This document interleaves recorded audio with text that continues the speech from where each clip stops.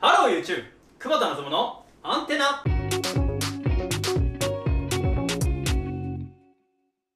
ということで、今日はですね、なぜ米国で原価を開示した洋服ブランドが流行ったのかということをちょっと説明していきます。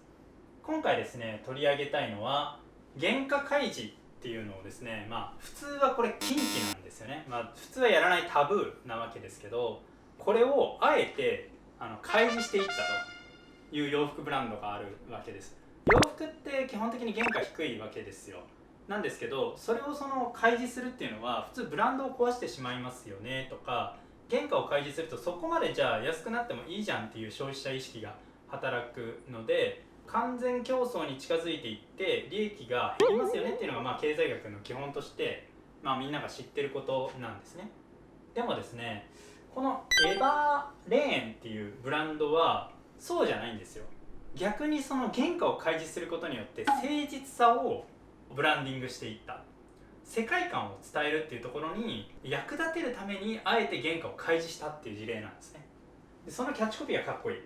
私たちには知る権利があるっていうふうにまずそこから入るわけですよね。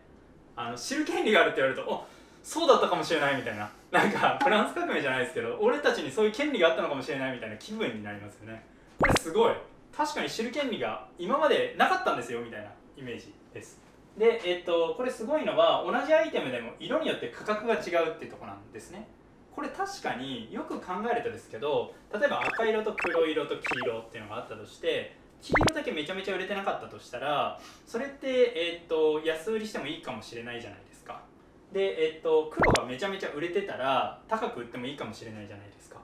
ていうことって実際は考えたりするんですけど、そういうのを開示していないと消費者との間で約束事が結べないので、結局同じ価格になったりしますよね。エバーレーンの場合は違うんですよ。同じアイテムでも価格が違うっていうことを実現しています。でこんな風に分かりやすく、エバーレーンとトラディショナル、伝統的なサービスではこんなに価格が違うんですよ、でもここは原価はここなんですよみたいなことを説明したりしています。で Why choose what you pay っていうキャンペーンみたいなのがあって、売れ残りグッズに対する対処法も結構見事なんですよ。1万3000円の定価なんですけど、7100円、9100円、1万400円、どの価格でもいいですよっていうふうに言っちゃうんですね。普通に考えると7100円なんですけど、ここまで誠実だと逆の意識が働いて、ここまで誠実にやってくれてるから9000円でもいいかなみたいな感じで買ってくれたりする。あとブラックフライデーファンドっていうのがあって、感謝祭ってアメリカだとすごい大きなイベントなんですね。日本でいうとクリスマス商戦みたいなもんですね。の時に上げた利益全てを工場の環境改善に使うと。で8000人に従業員8000人に安全なヘルメットをこれによって配布したとか、そういう事例があったりします。こういうのも原価を開示してるからこそ、工場の中も開示して工場の人に実際に役立ってるよってこともストーリーを提供する。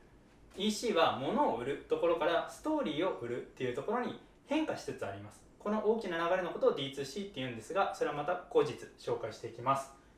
今回はなぜ米国で原価を開示した洋服ブランドが流行ったのかについて説明をしていきました。マーケティングって本当に面白いですね。さよなら、さよなら、さよなら。